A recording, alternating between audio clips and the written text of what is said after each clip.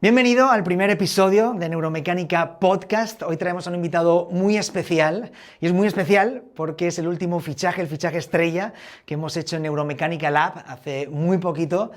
Es licenciado en Kinesiología y Fisiatría, también con formación de grado en Medicina. Él es Lucas Mahmoud y, como no podía ser de otra manera, vamos a estar hablando sobre neurociencia del dolor, pero más específicamente vamos a hablar sobre el paper que ha publicado recientemente sobre el efecto placebo. O sea, la pregunta de cómo evolucionaste desde neurociencia y cómo has ido integrando, cómo has ido tratando de entender mejor el dolor a través de diferentes perspectivas. Empezaste principalmente con la neurociencia, te pasaste a sistemas dinámicos complejos, o bueno, integraste los sistemas dinámicos complejos. Totalmente. Y añadiste últimamente toda la parte relacionada con el enactivismo. Sí. Y ahora lo has integrado todo. Cuéntanos un poco.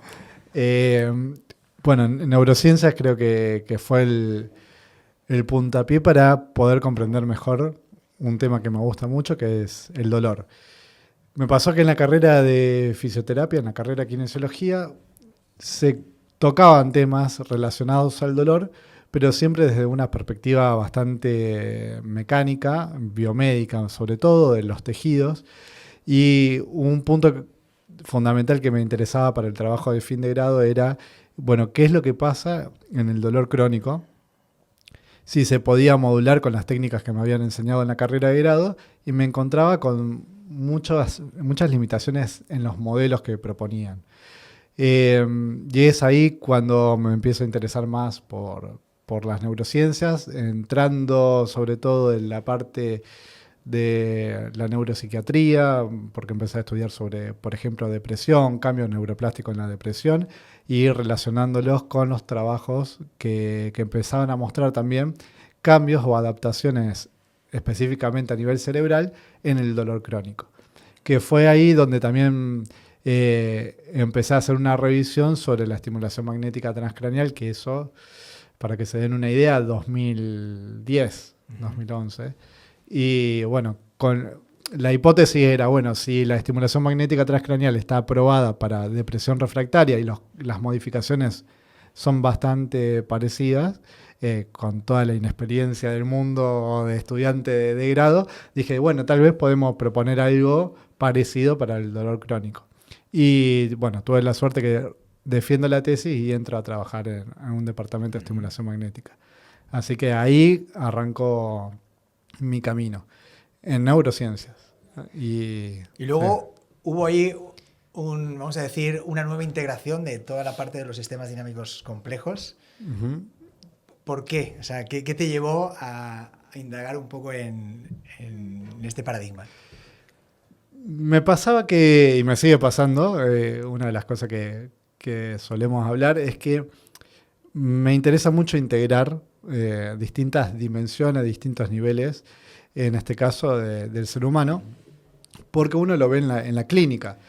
Las neurociencias entendidas desde las neurociencias cognitivas están muy bien para dar ciertas explicaciones que tal vez en fisioterapia no lo tenemos tan frecuente o tan cercano, pero también tiene ciertas limitaciones a la hora de aplicarlo en la práctica clínica justamente, y sobre todo en ese momento todo lo que era neurociencias estaba muy orientado a psiquiatría, neuropsiquiatría, y yo tenía que intentar de hacer cierta inferencia en la clínica de fisioterapia, especialmente en dolor.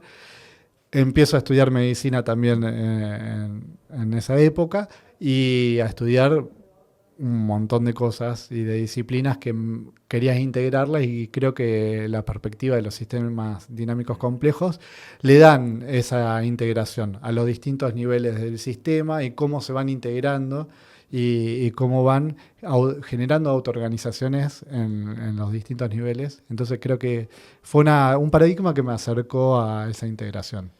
Y últimamente también toda la parte del enactivismo también lo integraste. Uh-huh. ¿Qué tal? Sí. Es un poco más complejo la integración, la verdad. A ver, el paradigma en activo sobre todo me interesa en el sentido de la aplicación clínica o las propuestas que pueden llegar a ser Pero bueno, tiene mucho de filosofía el enactivismo, de cómo entender al ser humano inmerso en un medio ambiente o en su propio mundo y entender el dolor desde esas perspectivas, desde el fenómeno que está sucediendo en la interacción clínica. Que también me dejaba un poco más cerca de ese modelo, creo que un poco más complejo su lectura, pero un poco más cerca que la lectura que siempre se tiene en los modelos biopsicosociales, ¿no? Donde se sigue fragmentando al ser humano y se van agregando capas. Creo que el enactivismo nos permite trabajar ese fenómeno ida y vuelta con el paciente o con el cliente. Creo que para esa parte está muy bien el enactivismo, pero bueno, también tiene sus falencias. O sea, un poco, si lo entiendo bien, al final consiste en crear un puente entre lo que sería investigación, tanto clínica y básica, a la práctica clínica diaria, ¿no? ¿Entiendo? Sí, creo que ese es uno de los puntos que más me mueven, ¿no? Bueno, todo lo que se investiga, cómo lo aplicamos y también qué preguntas salen desde la práctica clínica para poder desarrollar investigación. Y ahora, después de haber pasado por todo esto, ¿cuál es el punto? O sea, ¿dónde te sitúas en estos momentos? Volví a estudiar neurociencia. Sí. Volví a estudiar neurociencia. Estoy como... Hay un tema que me gusta mucho, que te lo compartí el otro día, que el final es Donde partí, una banda de rock de Argentina. Creo que hice una recapitulación de todo y entiendo la neurociencia, o creo entender la neurociencia de un punto de vista distinto. Eso más que nada. ¿En qué sentido distinto crees? Creo que entiendo un poco más, no mucho más tampoco, pero entiendo un poco más las investigaciones. Soy más cuidadoso también en las inferencias que uno puede hacer desde las neurociencias a la práctica clínica. Y también no perder de vista de que muchas cosas que podemos ver en el laboratorio o incluso en estudios clínicos es muy distinto a lo que pasa en la interacción clínica. Entonces intento hacer un balance en ese sentido y cuando estoy trabajando con la persona es trabajar con la persona y no tanto sobre tantas teorías, a no ser que se puedan integrar y que sea pertinente en ese momento, pero no colgarme tanto de lo que dice la evidencia científica sesgado y no tener en cuenta la persona que tengo adelante. Creo que un poco más de humanismo, ¿no? Bueno, al final hoy en día también como que hablar de práctica basada en la evidencia es como que yo creo que lo tendríamos que poner entrecomillado, ¿no? Porque precisamente por lo que dices tú creo que es muy difícil de extrapolar, sobre todo de forma directa. Sí. También depende cómo uno tome, ¿no? Esto de la práctica basada en la evidencia. En general, creo yo, no sé ustedes cómo lo ven, pero muchas veces es práctica basada en papers. Entonces, y se deja de lado la experiencia clínica y es ahí donde uno tendría que intentar de hacer ese arte, ¿no? De decir, bueno, mi experiencia clínica más lo que dice la mejor evidencia disponible, cómo lo podemos integrar. Pero creer que todo está en un paper es un error tan grande como creer que lo que me funciona a mí en la práctica clínica es lo que realmente está pasando y se puede generalizar. Claro, y una pregunta, en estos momentos, ¿cómo abordas tú principalmente? O sea, ¿qué tipo de estrategias, qué enfoque? A ver, sé que estas preguntas es ultra genérica, pero o sea, cuéntanos un poco tu enfoque general. O sea, decir, de cuando veo sí. a un paciente o cuando... O sea, por ejemplo, tu práctica se basa principalmente en prescripción de ejercicio, no sé, terapia manual, educación del dolor. Tantas cosas. Mi práctica te podría decir que se basa mucho, en principio, en semiología. Ujú. Creo que eso un poco también en el transcurso en la carrera de medicina me hizo ver que en fisioterapia, si bien tenemos mucho trato con el paciente, hay muchas cosas que se dejan de lado, que muchas veces se terminan como las modas, ¿no? Bueno, ahora este paradigma no sirve en absoluto y vamos con este otro y tampoco creo que sea el caso. Y creo que hacer una buena semiología entendida no solamente como maniobras semiológicas, sino una buena entrevista, una buena anamnesis, poder conectar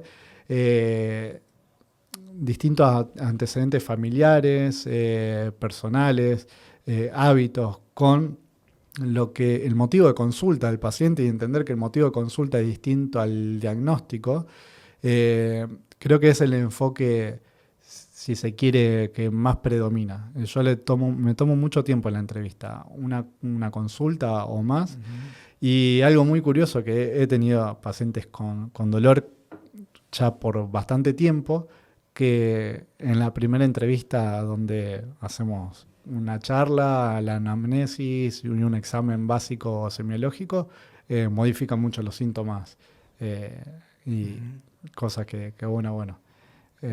¿Podrías Después- poner como un ejemplo? Sí. Por ejemplo, se me viene a la cabeza la mamá de un paciente que veía, que me comentaba que la mamá estaba con dolor de rodilla y que ya hacía mucho tiempo que estaba con ese dolor. No me acuerdo cuánto tiempo, pero un par de años largos. Con un cuadro, a ver, una situación muy específica, había fallecido uno de los hijos en un accidente, pero en definitiva, la mujer no podía ni caminar 100 metros, básicamente. Una mujer joven. El hijo la convenció para que vaya a la consulta y fue eso, fue conocer mucho la historia de ella, validar muchas de las cosas que creía que no tenían explicación o que estaban mal que ella lo sintiera de esa manera. Y me acuerdo que fue una evaluación muy básica, algunas maniobras semiológicas básicas, musculoesqueléticas, neurológicas. Y bueno, se va de la consulta, que habrá sido una hora y cuarto de consulta. Y cuando viene el hijo a atenderse, me dice, no sé qué le hiciste a mi mamá, pero se fue a la consulta y dejó de sentir dolor. E incluso me dice, yo le tomé con el celular cuánto caminamos, porque fueron al centro con la nieta de la mujer y el hijo a hacer unas compras y dice, caminamos más de 7 kilómetros y en ningún momento tuvo que parar, en ningún momento se quejó del dolor. Y es más, esa mujer creo que fue una o dos veces más a la consulta y bien. Brutal. Me encantan estas historias. No es lo más frecuente, pero es un caso que suele pasar. Creo que esa parte está ¿Sueles buena. tratar más a gente con, bueno, supongo que de todo, pero en general, ¿te gustan más los casos de dolor persistente, dolor crónico, o dolor subagudo? No sé, cuenta. Me gusta más tratar personas con dolor crónico, o sea, de mucho tiempo. Me interesa desde el estudio de esos casos hasta el trabajar con esos pacientes. Por muchos motivos. Uno de los motivos más importantes que veo es que vienen con un componente que particularmente me interesa mucho, que es la iatrogenia. ¿Sí? Son personas que vienen con una gran carga de aprendizaje iatrogénico y que muchas veces es de difícil manejo y obviamente que a eso se le suma un montón de complejidades desde lo social, pero también a nivel médico, ¿sí? Con muchas enfermedades que acompañan ese dolor, que a veces están en relación y otras veces no, pero que hay que hacer un manejo más complejo y un trabajo en equipo. En Argentina trabajaba con con psicólogos especialistas en dolor, con psiquiatras especialistas en dolor, neurólogos, anestesiólogos. Entonces me gusta mucho ese trabajo inter y transdisciplinario. Entonces me gusta complicarme un poco las cosas. Y ahí, por ejemplo, la neurociencia, ¿cómo te ha ayudado a entender esos casos de dolor crónico? Vamos a decir, ¿es lo mismo el dolor agudo que el dolor crónico? Vamos a decir, desde una perspectiva neurocientífica. Parece ser que no. Decime, Ana, vos también que estás metida en investigación en neurociencias. Lo que parece mostrar la evidencia en parte es que las adaptaciones son distintas en el sistema y que se relaciona mucho con adaptaciones, el dolor crónico me refiero, en toda la parte del sistema, lo que se conoce como sistema límbico y regiones bastante específicas, nodos bastante específicos en el cerebro, ¿sí? Por ejemplo, el hipocampo, la corteza cingulada anterior, incluso la amígdala cerebral. Entonces, pareciera ser que esos cambios podrían tener relación, por lo menos a nivel estructural, con la persistencia del dolor. No sé, Ana, vos qué has visto. No, bueno, yo se me estaba ocurriendo un poco que hasta ahora, ¿no? Como que en muchos casos de dolor crónico se hablaba de dolor sin daño, ¿no? Entonces, un poco la pregunta que te lanzo es, ¿qué es realmente el daño, ¿no? Cuando hablamos específicamente, bueno, no, también de dolor agudo, ¿no? Pero sí. Un poco, ¿cuál sería la diferencia? ¿Realmente no existe daño? Bueno, esa es una de las preguntas que nos hemos planteado y, a ver, todavía no se ha definido bien el concepto tampoco de daño, que eso también pasa mucho. Peor cuando agregan el potencial daño, que o sea, si no tenemos bien en claro a qué nos estamos refiriendo con daño, cuando hablamos de potencial daño es como que complica bastante más la cuestión. En algunos lugares hablan de sin daño evidente, que creo que eso es lo más cercano a lo que nosotros podemos ver en la clínica. O sea que probablemente, y muchas veces encontramos que hay personas que tienen dolor, perciben dolor crónico en particular, y no hay un daño evidente que lo explique.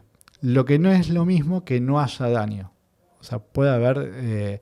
primero tendremos que definir a qué nos estamos refiriendo con daño. Por ejemplo, adaptaciones en la microglía, ¿se pueden decir que es daño o no? O sea, la microglía son células que están en el sistema nervioso, pero derivan del sistema inmunológico y que son una de las responsables de las adaptaciones del sistema nervioso para potenciar la eficacia sináptica, por ejemplo, de las vías nociceptivas. Bueno, ¿eso lo vamos a clasificar como un daño o no? Eso, por ejemplo, es una pregunta que estaría bueno hacerse. Después, adaptación a nivel molecular, hay infinidad. Entonces, creo que hasta cambios en el pH en los tejidos influyen en la percepción, por lo menos nociceptiva. Entonces, ¿lo vamos a definir como daño o no? Eso creo que es algo que todavía queda por discutir y entender un poco más los Claro, porque distintos hay la pregunta mecanismos. de ¿puede existir dolor sin daño? Claro, ahí está el tema. Me refiero, Claro, y bueno, que es daño, ¿no? que entendamos disrupción en los tejidos. Uh-huh. Disrupción en los Sí, tejidos. o sea, puede existir, vamos a decir, el dolor sin que se produzca ningún tipo de disrupción en los tejidos. A ver, creo que sí, que hay mecanismos que pueden ser cómplices en esa percepción de dolor sin una alteración tan evidente de los tejidos. Creo que sí. En la experiencia clínica me parece que uno puede ver a algunos pacientes en este posible espectro, pero creo que son menos de lo que nosotros creemos. Uh-huh. Creo que ahora se generalizó mucho este concepto de, bueno, el dolor, no hay daño necesariamente en el dolor, que sí es puede ser parcialmente correcto, pero creo que es menos frecuente de lo que uno sospecha. Yo creo que quizás en ese sentido me he vuelto más precavida, ¿no? Es decir, bueno, muy probablemente haya alteraciones, no sabemos a qué nivel, pero que a verlas, haylas, ¿no? Un poco es como ser prudente en ese sentido. Claro. ¿Alteraciones en dónde? ¿En los tejidos o a nivel del sistema nervioso? Claro. Te pregunto. Es una pregunta. Claro, si no vemos una alteración, digamos, a nivel macroscópico del sistema musculoesquelético, pues puedo asumir que, por ejemplo, existe, pues eso, una alteración, yo qué sé, a nivel del sistema nervioso central o de mecanismos de inhibición descendente, ¿no? Claro. Sí, a ver, adaptaciones hay constantemente. Entonces, por eso es importante definir realmente qué sería el daño. Ahora, que no haya alteración en el tejido y puede ser que haya casos de dolor sin esas alteraciones en los tejidos que hacemos referencia, pero creo que queda mucho todavía por conocer, ¿no? ¿Y tú crees, Lucas, que podría existir dolor sin nocicepción? Bueno, creo que no está tan clara la respuesta, por lo menos yo no la tengo tan clara. Hay autores que proponen que hay redes nociceptivas a nivel cerebral y que deberían estar involucradas en la percepción del dolor.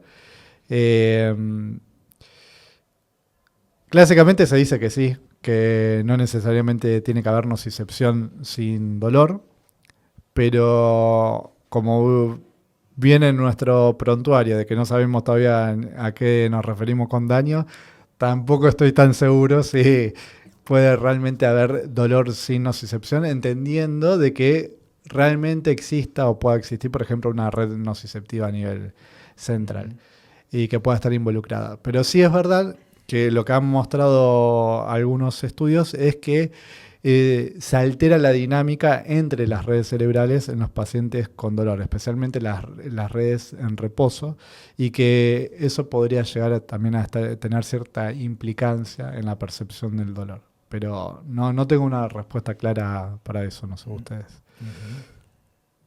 No, la duda que me surge es, quizás por lo menos necesaria una vez, ¿no? Como que se active la nocicepción una vez y como que quizás a partir de ahí podría generarse aprendizaje por asociación o algo así. Claro, eso también es otra cosa, ¿no? La historia de la persona, ¿no? Porque muchas veces nos olvidamos en los estudios que esa persona tiene una historia, un aprendizaje sobre las experiencias de dolor, de nocicepción.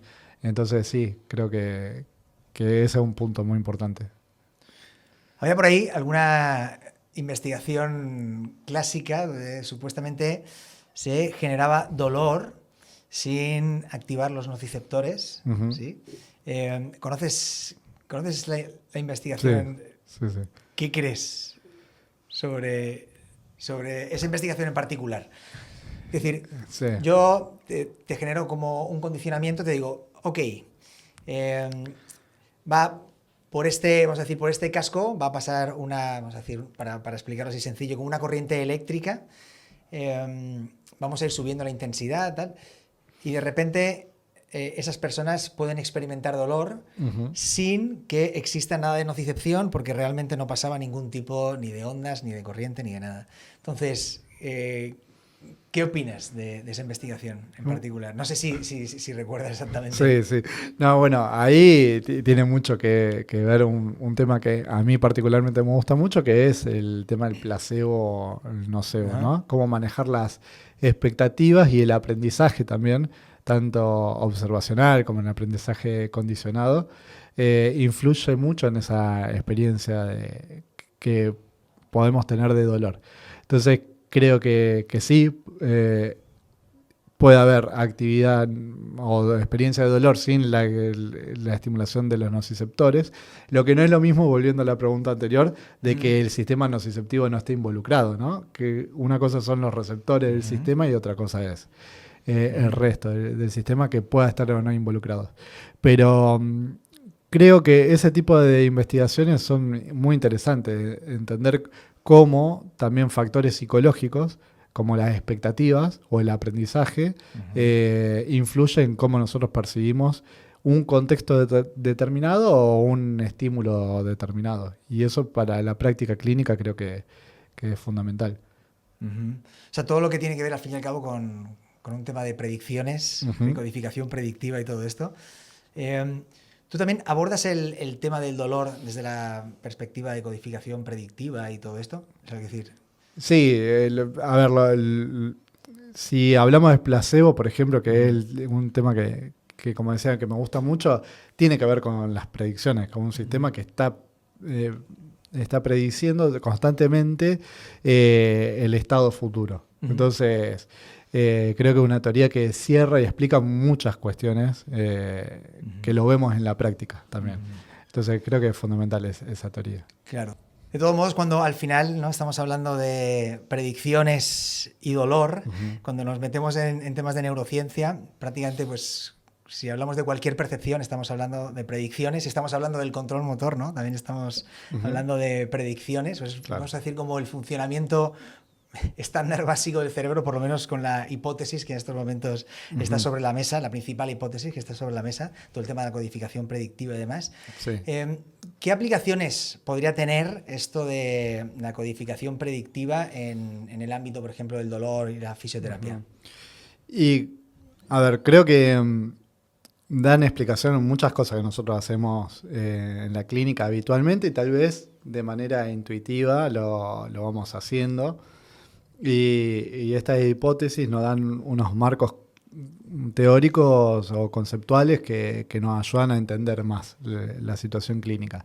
Por ejemplo, algo muy frecuente, violaciones de expectativas en el paciente, ¿no? Esperar que el paciente le plantean una tarea determinada y tiene una predicción sobre lo que va a suceder y con el trabajo con el terapeuta le mostrás en la experiencia de que no sucedió lo que predecía.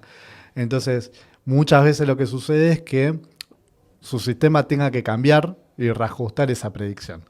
Entonces, esa es una forma de aplicación que lo hacemos habitualmente.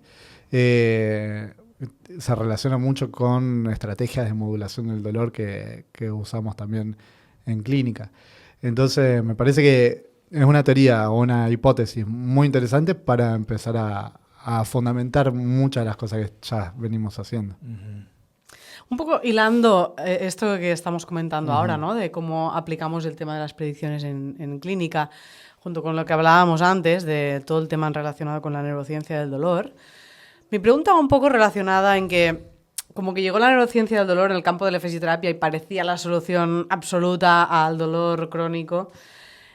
Independientemente de a la persona a la que se aplicara, de repente empezábamos a hablar todos de fisiología y a tope. Entonces, un poco la pregunta que me surge es ¿cómo tú aplicas la neurociencia del dolor actualmente en la clínica? ¿Cuáles son los objetivos prioritarios que persigues cuando trabajas con esta herramienta, digamos, con alguien? Y si puedes poner algún ejemplo.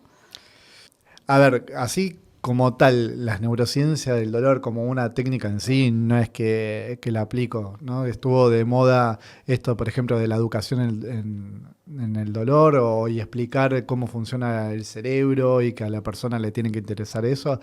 Yo creo que no es la vía más prometedora que puede tener las neurociencias y en este caso la neurociencia del dolor. Creo que esta disciplina nos ayuda a comprender muchas cuestiones que tenemos que tener como profesionales de base, comprender un poco más algunos aspectos de lo que tratamos en la clínica, que es básicamente qué es lo que está percibiendo la persona, la conducta que tiene, cómo lo afronta, ¿sí? Y a partir de ahí nosotros podamos tomar herramientas. Claramente la evidencia nos puede dar cierta orientación de que, por ejemplo, personas con perfiles con mucha ansiedad tengan relación a, por ejemplo, evitación a ciertos movimientos o mayor predisposición, por ejemplo, a que ese dolor sea persistente o tener, por ejemplo, cuidado cómo nosotros entregamos cierta información, cómo percibe la amenaza, por ejemplo, el sistema de esa persona. Yo creo que las neurociencias dan, o por lo menos a mí, lo intento usar como un marco cómo hacer el razonamiento clínico más que una intervención en sí. Después, claramente, intentando de basarse en neurociencias o fundamentarse en neurociencia, ha habido ciertas técnicas o herramientas que tienen mayor o menor evidencia, como la imaginería motora, la observación de la acción. Después, bueno, hay distintos protocolos que también vienen más de la neurociencia cognitiva. Creo que son todos válidos, siempre y cuando sean válidos para esa persona en particular. Y no usar una receta mágica que no en todas las personas le va a caber lo mismo, básicamente.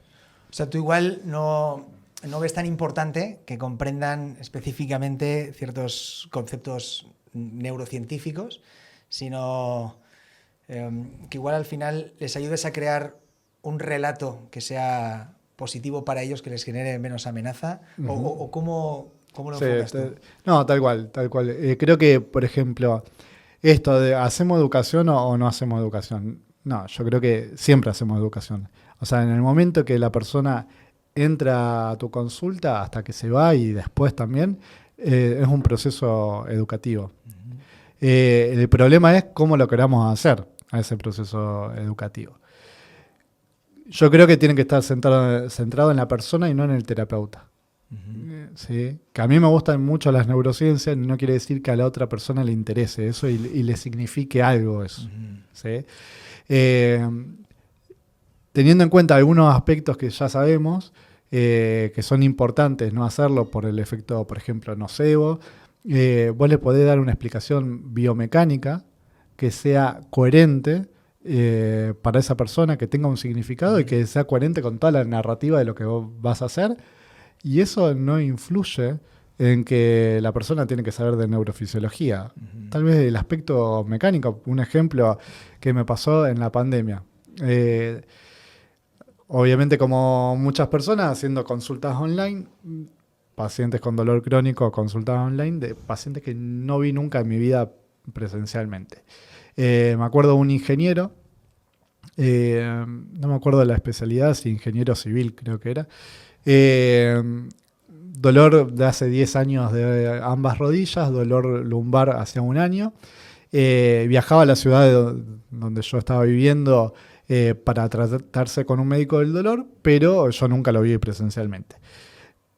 Un año con dolor lumbar haciéndose tratamiento del dolor y no mejoraba. Y mejoró con sesiones online, inclusive no sintió más dolor.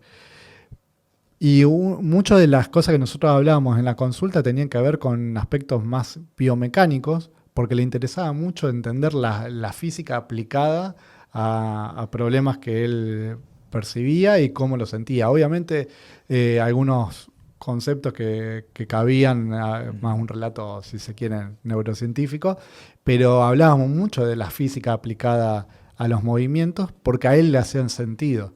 Y le veía una coherencia de por qué estaba haciendo lo que estaba haciendo. Entonces creo que esa coherencia y ese sentido es lo más importante. Y una pregunta que tengo es, porque claro, por ejemplo, hay ciertos relatos que para ciertas personas pues pueden ser como muy efectivos, muy verosímiles, vamos a decir, para el cerebro de esa persona, para esa persona. Sí. Sé que estás como para publicar un paper relacionado con ciertas terapias alternativas. Mi pregunta es, hablando del relato y de la importancia que puede tener para una persona en concreto, por ejemplo, si hablamos de acupuntura, al final el relato de la acupuntura para ciertas personas les puede cerrar increíblemente bien, ¿no? Sí. Entonces la pregunta sería ¿cómo ves esto? ¿Realmente en gran medida es posible que la acupuntura funcione porque en muchas ocasiones se cuente un relato que sea verosímil para ciertas personas? Bueno, es curioso el ejemplo que das porque justamente en la revisión se da un ejemplo sobre la acupuntura porque hay un estudio con todas las limitaciones que se pueden tener, es que los efectos a nivel cerebral eran distintos según el relato que se le hacía sobre específicamente la acupuntura al sujeto. Entonces, si vos le generás un relato positivo para esa persona con expectativas de mejoría, suelen activarse áreas que están más relacionadas a la modulación, por ejemplo, del dolor, mientras que si le das expectativas neutras o negativas, tiende a empeorar. Y esto no solamente se ha visto las respuestas en este sentido en la acupuntura, sino también en otras terapias alternativas como la quiropraxia, la osteopatía, que dependiendo de hacia dónde orientes la expectativa de mejoría, tiende a ser la respuesta de muchos sujetos.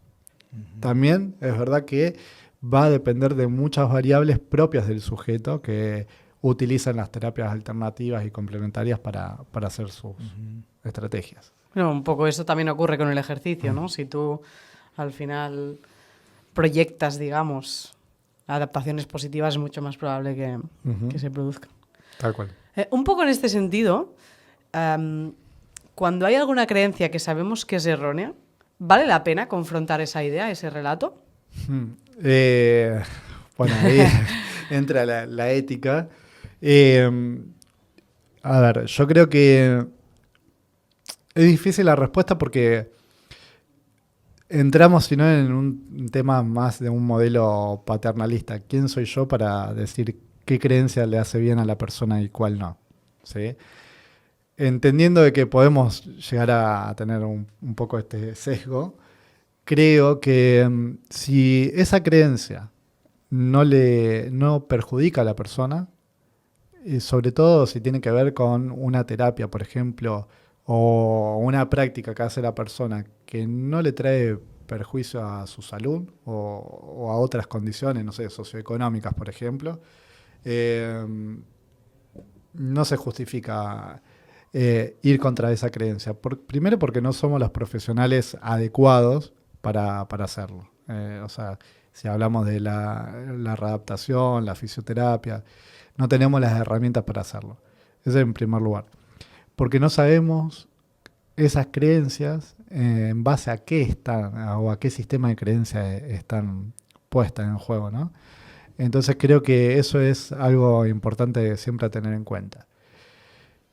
Si vemos que esa creencia le está jugando en contra y que otro tipo de relato puede ser más favorable, tal vez sí podría ser un trabajo en ese sentido.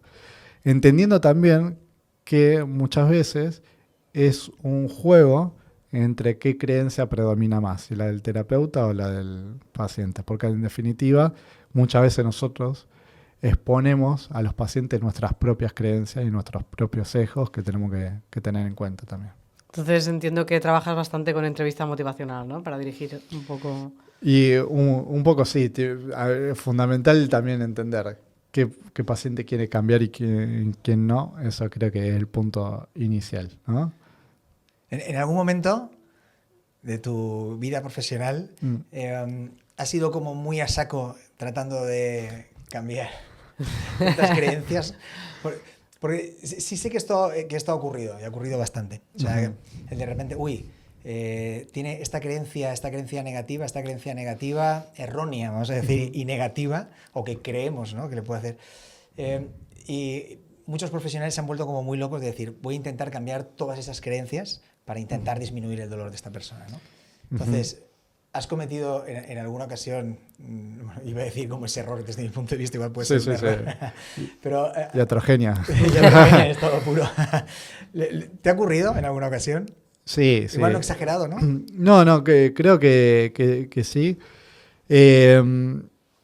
No con demasiada exageración en el sentido de pensar que todo es psicológico y social y todo es creencia, pero sí me ha pasado, por ejemplo, no entender bien el timing para hacerlo, intentar de hacer educación cuando la persona no le interesaba, el tipo de educación que conocemos clásicamente en fisioterapia.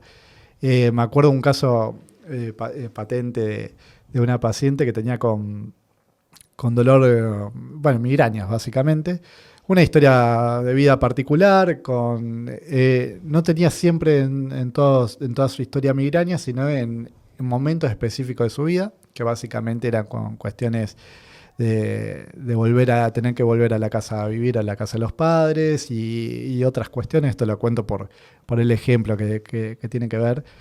¿Qué pasó? La paciente venía mejorando bastante bien, una paciente compleja igual de todos modos, no es que no tenía dolor, sino que había semanas mejores, semanas peores, pero en la línea, así mirándolo de lejos, iba mejorando, ya planificaba cuándo tener sus migrañas, porque por uno de los desencadenantes, por ejemplo, era tomar alcohol, después vemos si era por condicionamiento o algo bioquímico, pero lo importante es que ella tomaba la decisión, bueno, yo voy a tomar, ya sé que mañana me va a doler, como un trabajo bastante sin tanta magia, ¿no? Que muchas veces pasa, pero bueno, constante ahí y haciendo el trabajo con esta persona.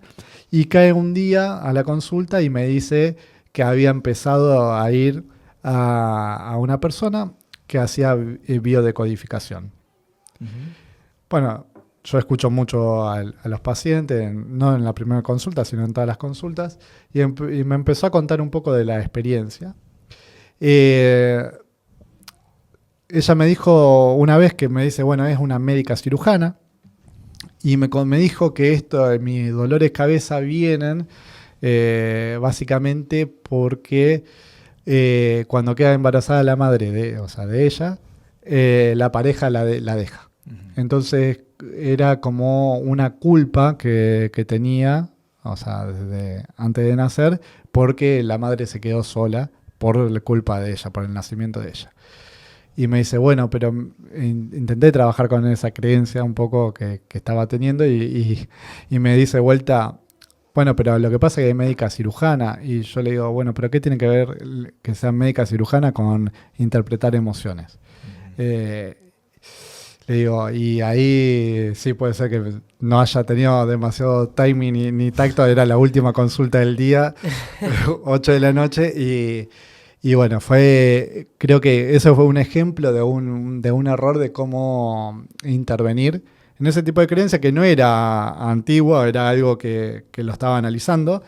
Claramente lo veía como algo perjudicial tener ese tipo de creencias, pero bueno, de ahí como que no le gustó mucho a la paciente que le diga eso. Te cargaste su sesgo de autoridad. Sí, totalmente. Pero bueno, cosa que pasa. Se aprende. Total. Sabemos que la ansiedad, el estrés, como hemos estado hablando antes, el miedo, influyen en la percepción de dolor. Uh-huh. ¿Qué nos ha enseñado la neurociencia en relación a eso? Bueno, una de las cosas que podemos ver de estos componentes es que se relacionan bastante con el dolor crónico, incluso conviven muchas veces la depresión, la ansiedad, el dolor crónico, el estrés crónico, y que es frecuente que lo vemos en la clínica, ¿no? Es algo que uno cuando atiende a una persona con dolor crónico es frecuente o que tenga algún trastorno de ansiedad o que tenga depresión o estrés crónico. Y lo que nos muestran las neurociencias es que muchas veces las adaptaciones a nivel cerebral, por ejemplo, son muy parecidas entre los pacientes con depresión crónica, por ejemplo, y dolor crónico, ansiedad y dolor. Y entendiendo esto también, yo creo que nos ayuda a comprender un poco ciertas predisposiciones, por ejemplo, en personalidades, ¿no? Hay un tema que me gusta con respecto a la ansiedad, es que obviamente nosotros no somos psicólogos ni psiquiatras, pero sí nos sirve mucho, nos serviría mucho poder aprender de ellos a detectar ciertas características del paciente que tenemos enfrente. Por ejemplo, entender que la ansiedad es una emoción normal que tenemos todos. Básicamente esa anticipación a algo negativo que va a pasar y que todavía no sucede. Pero eso puede ser un estado de ansiedad, ¿sí? Todo el mundo tiene estados de ansiedad. Básicamente es algo que nos pone en alerta y volvemos a la calma, ¿sí? Algo puntual. pero hay personas que tienen rasgos de ansiedad, que son niveles de ansiedad que ya son más estables a lo largo de la vida, y parece ser que esas personas tienen mayor predisposición, por ejemplo, a percibir dolor crónico, ¿sí? O persistente. Creo que este acercamiento entre las neurociencias, o sea, la parte de, si se quiere, más biológica, la salud mental, en el área de dolor, por lo menos a mí me aportó mucho en la clínica. No, como que al final puede que exista un mecanismo subyacente no tan distinto, y que al final lo que cambie sea las diferentes manifestaciones que la persona puede hacer, ¿no? Sí, tal cual. Las adaptaciones en las redes neuronales se ven en los distintos tipos de síndromes o de patologías, y algo muy importante es la carga alostática, que cuando hablamos de estrés crónico, ¿sí? que es muy patente, ¿no? Encontrar a estas personas con alta carga alostática y algunos de estos cuadros clínicos como insomnio, ansiedad, depresión, ¿no? Entonces creo que es un factor fundamental para entender qué variables también podemos trabajar en ese tratamiento, por ejemplo. Bueno, ya, si me dejáis terminar, ¿sí? Claro. Venga, va, pues vamos allá. ¿Trabajas con el ejercicio? ¿Usas el ejercicio como herramienta? Depende. En líneas generales sí, porque primero, para cumplir las expectativas, si van a un fisio, lo mejor es que te dé ejercicio, ¿no? O por lo menos una de las mejores cosas, y que más evidencia puede llegar a tener, o por lo menos una de las herramientas que tenemos más evidencia de que pueden ser positivos para el paciente. Pero depende primero cómo planifiquemos ese ejercicio, cómo lo dosifiquemos.